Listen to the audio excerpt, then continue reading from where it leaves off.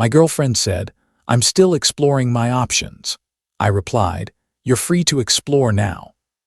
Then I drove her home in silence, blocked every number before bed, rebuilt my life one quiet routine at a time, and months later she returned after her flashy new option left her with nothing. Welcome back to AF Tales. In today's story, we explore what happens when a man brings his girlfriend to dinner with his parents, only to hear her call him sweet while admitting she is still exploring her options. As you listen, notice the moment where you would have walked away. The dashboard clock glowed 6:58 p.m., 2 minutes early. Mark adjusted the bottle of Chardonnay on the passenger seat, his mother's favorite, and glanced at Chloe. She was scrolling on her phone, the blue light sharpening her face. "You ready?" he asked. "Yeah, totally," she said, still looking down. "Just let me finish this." He watched her for a second. She had been quiet all week, distracted in a way he could feel but not explain. When he asked about it the day before, she had brushed it off and said it was just work. He believed her. He usually did. That afternoon, he had cleaned his apartment and imagined how the night might go. After dessert, maybe he would finally bring up the idea of her moving in.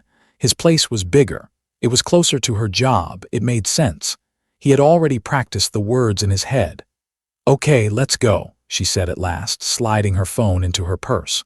She smiled, but it did not quite reach her eyes. The walk to the front door felt normal enough. His childhood home smelled the way it always had: lemon polish, slow-cooked roast, and old books. His mother, Linda, hugged him first, then stepped back and smiled warmly at Chloe. "You look beautiful, sweetheart. That color is fantastic on you." "Thanks, Linda," Chloe said, switching on her social charm like a light. She handed over the wine. "This is for you." His father, Robert, came out from the kitchen wiping his hands on a dish towel. He gave Mark a firm handshake and Chloe a warm squeeze on the shoulder.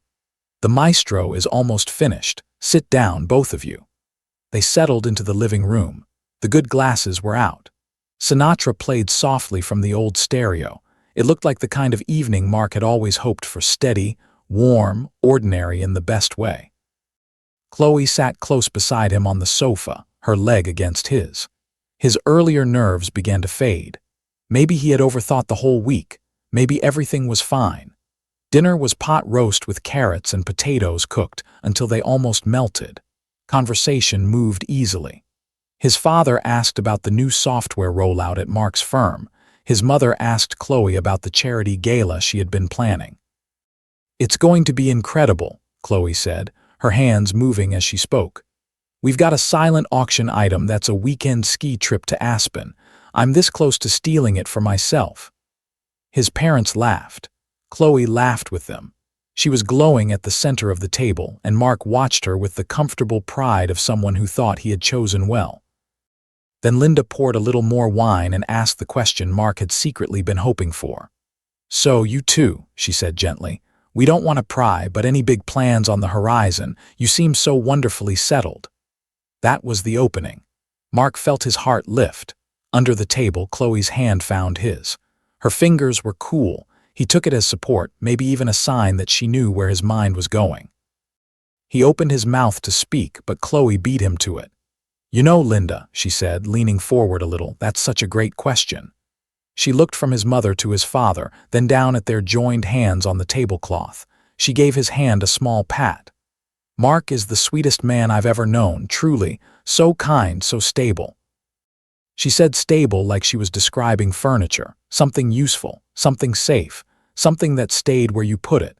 This was the first moment the room changed and everyone felt it. "He's like a perfect, cozy fireplace," she went on. "But I'm at a point in my life where I need to be sure about everything. I'm young. Well, youngish." She laughed lightly, but the sound hit the table hard. "I feel like I owe it to myself to keep exploring my options. You understand, right?" The room did not explode. It did something worse. It became painfully clear. Mark saw the paprika near his plate. He saw his mother's smile fall in a slow, shocked way. He saw his father's fork stop halfway to his mouth. He felt Chloe's hand still resting on his like it belonged there. "Exploring my options." She had said it while holding his hand in front of his parents. She had told the two people who loved him most that he was a placeholder, safe for now. Good enough until something better came along.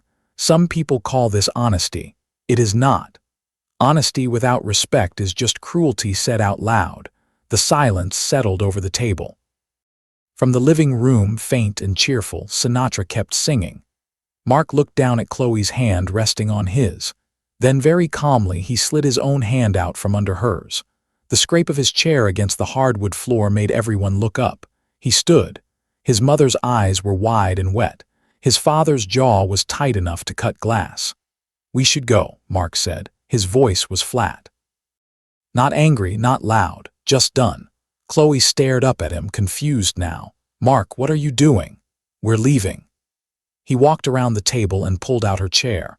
It was an act of pure control, maybe even dignity. He was not going to argue in front of his parents. He was not going to beg for clarification. He was not going to help her explain what everyone had already heard. He looked at his father. Robert gave him the smallest nod. That tiny nod said a lot. It said, "I heard it too." It said, "You do not have to stay here and swallow this." It said, "Keep your dignity and go." Mark picked up Chloe's purse from the sideboard. He could not bring himself to look at his mother. "Thank you for dinner," he said into the heavy air. "It was excellent."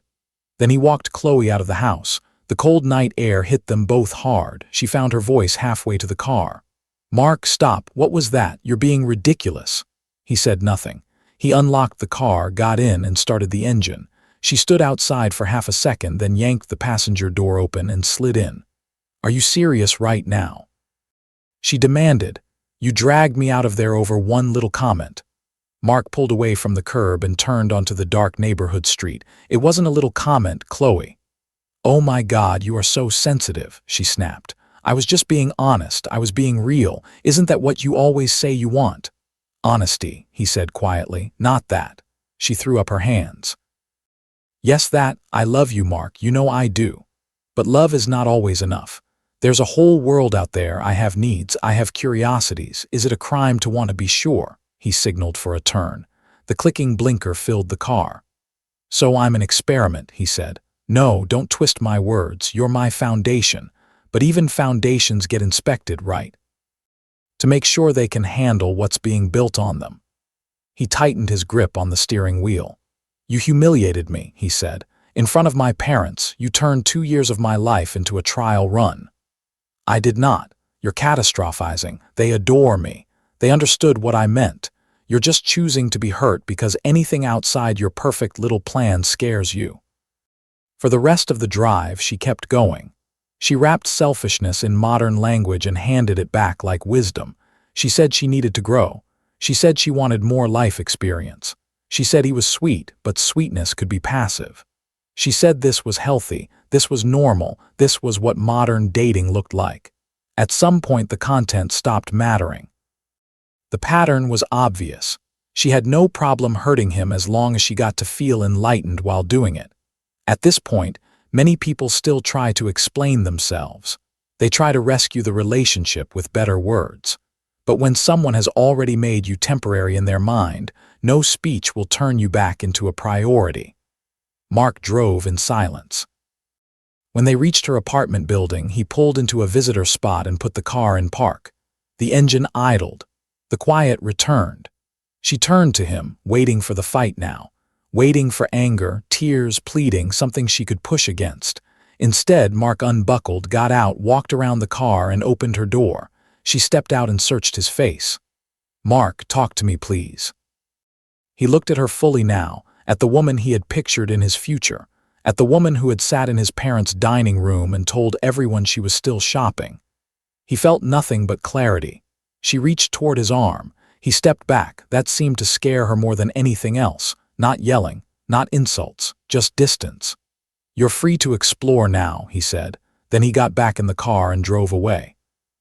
In the rearview mirror, he saw her standing on the curb with one hand still half raised.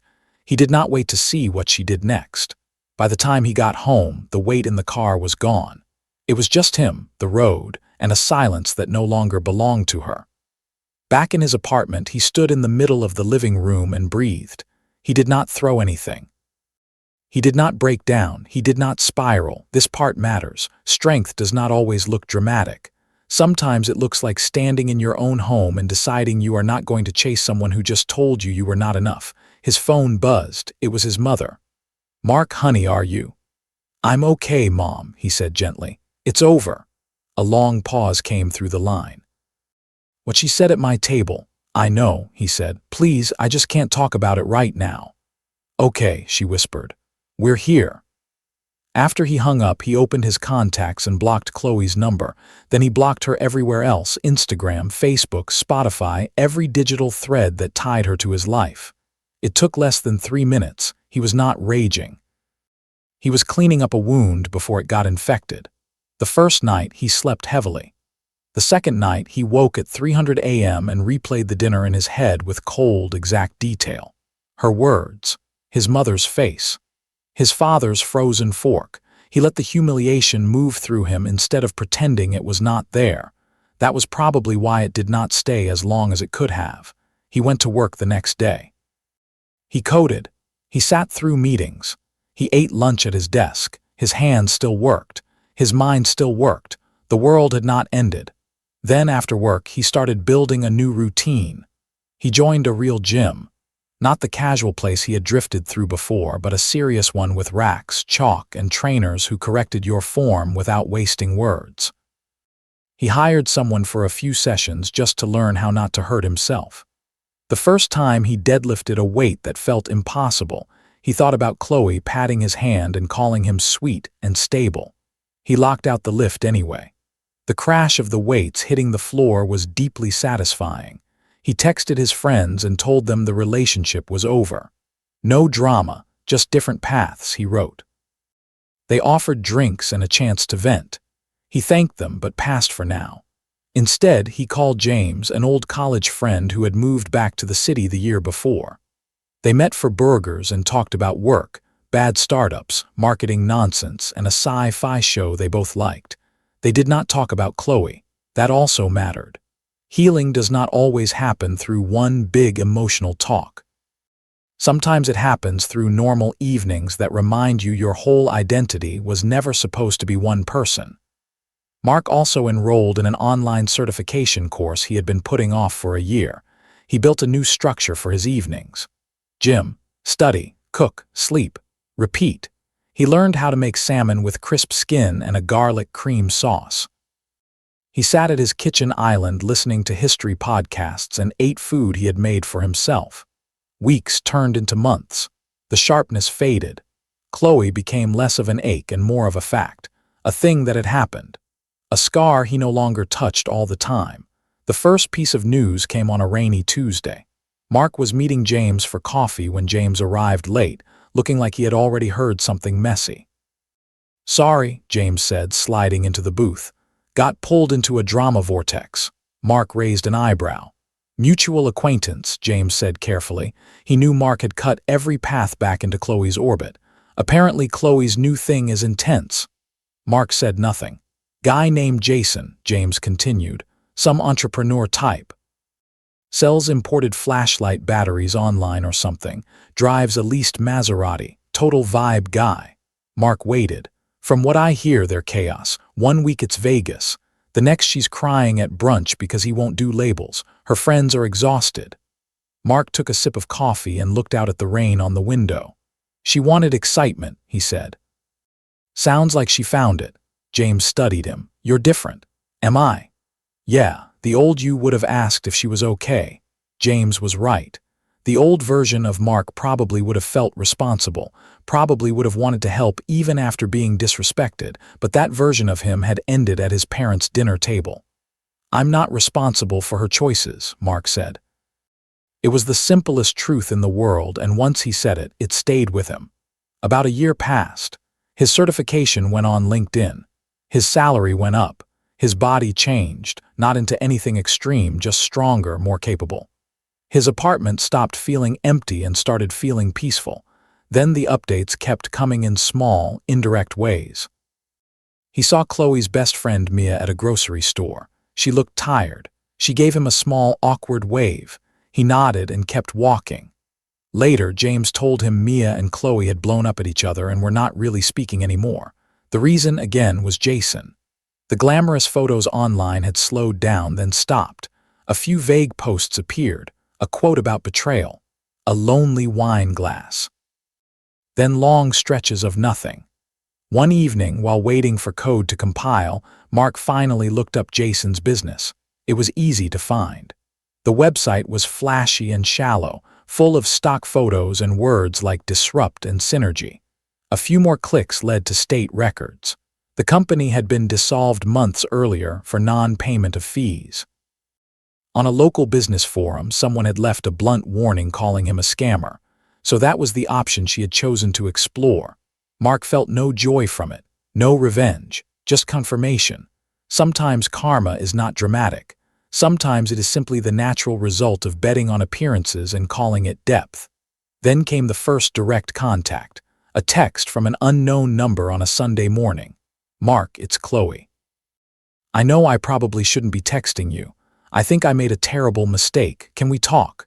He looked at the message and felt nothing. No rush in his chest, no anger, no longing.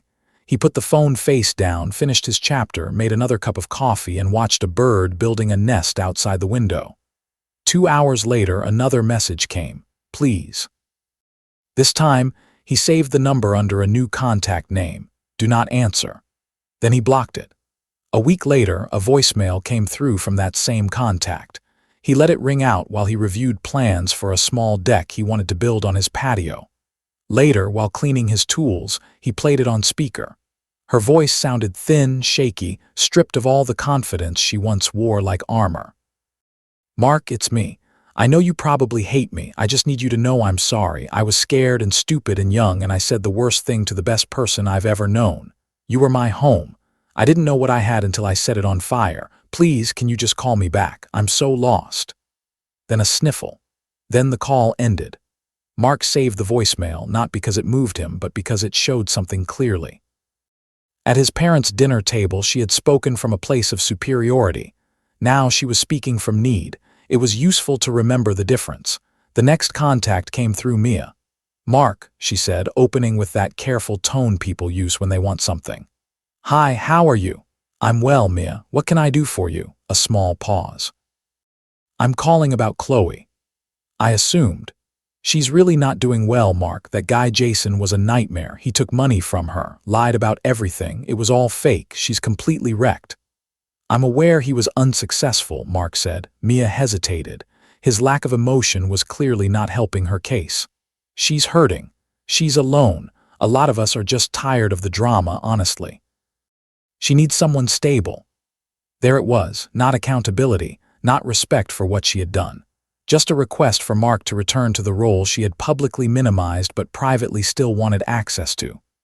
"Look," Mia said, her tone hardening, "I know what she did was awful, but would it kill you to show some compassion, to just talk to her? You were together for 2 years.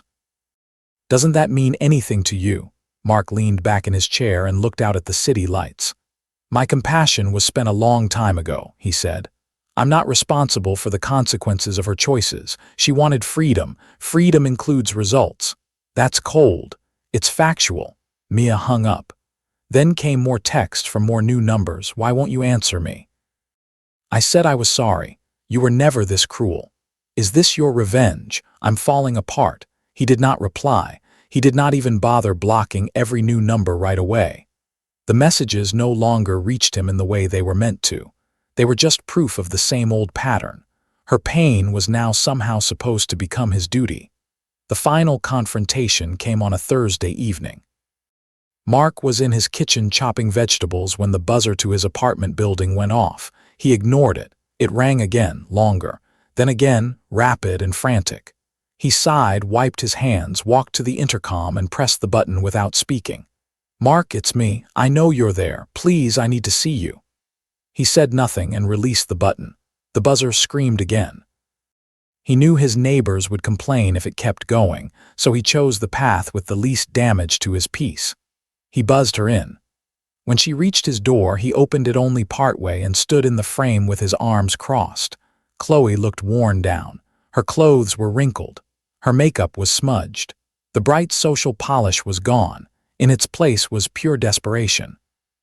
"You won't answer my calls," she said. "No," Mark said. "Why? How can you just shut me out after everything?" "You asked for freedom," he said. "You have it. This is not my problem." Her laugh came out sharp and unstable. "Not your problem. I'm hurting, Mark. The man I left you for was a con artist. He's gone. My friends are gone. I have nothing." Mark stayed silent. "Don't you see?" she said, crying now. "It was all a mistake. You were right. Stable is good. Sweet is good. I was an idiot. I want to come home." Home. That was the word she used, not because she suddenly understood what she had destroyed, but because the life she had chased had collapsed and she wanted back into the safe place she once dismissed. "This isn't your home," Mark said. Her face collapsed for a second, then it hardened. "You were never this cold," she snapped. "What's wrong with you? Did I break you that badly? Is that it? You're just some empty, bitter shell now. I said I was sorry. What more do you want from me?"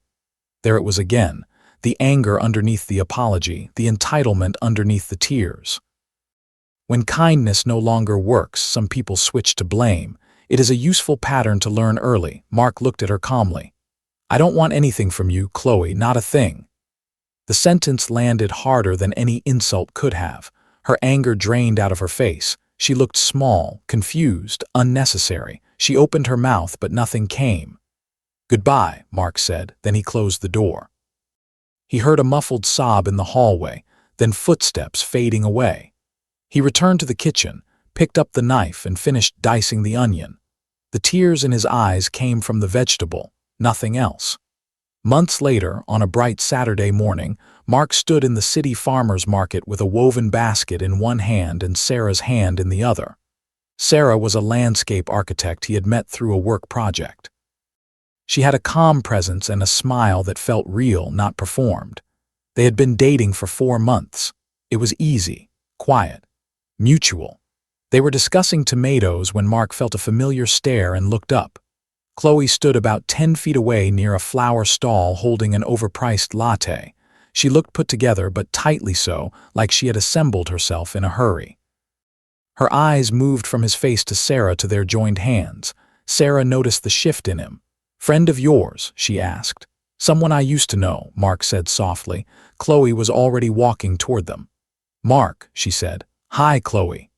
There was a brief silence while the market buzzed around them with laughter, music, and people buying bread. "Can we please just get a coffee?" she asked. "Talk as friends." Sarah politely turned her attention to a nearby display of honey, giving space without actually stepping away. Her presence beside him felt calm and steady. "No," Mark said. The answer was not harsh. It was final. Chloe's face strained. "Why are you doing this? I said I was sorry. I've been sorry. I miss you. I miss us." Mark breathed in the smell of basil and fresh bread. Then he looked at her, really looked, and felt only a distant kind of pity. Not love, not pain, not even anger. "Chloe, no," he said. "This is Sarah." Sarah gave a small, polite smile. "We're in the middle of our day," Mark said. Only then did Chloe really look at Sarah, at the quiet confidence, at the lack of drama, at the way she stood beside him without clinging to him. "I just miss you," Chloe said again, but now the words sounded thin, like a line that no longer belonged to the scene. And then Mark said the truest thing left to say. "I don't think about you." He did not say it to wound her. He said it because it was true. She had become part of an old chapter, not his current life. "I wish you well, Chloe, truly, but please don't contact me again." Then he turned slightly toward Sarah. His whole face softened. "Sweetheart," he said, "the bakery stall with the sourdough should be this way." Sarah smiled for real. "Lead the way." They turned and walked back into the flow of the market, into sunlight and bread and ordinary happiness. Mark did not look back. Sarah squeezed his hand. "It's okay," he said, and it was. There was no triumph in it, no final revenge, no dramatic ending, just peace. The kind of peace that comes when you stop trying to reopen a chapter that already taught you everything it needed to teach. The past stayed where it belonged, behind him.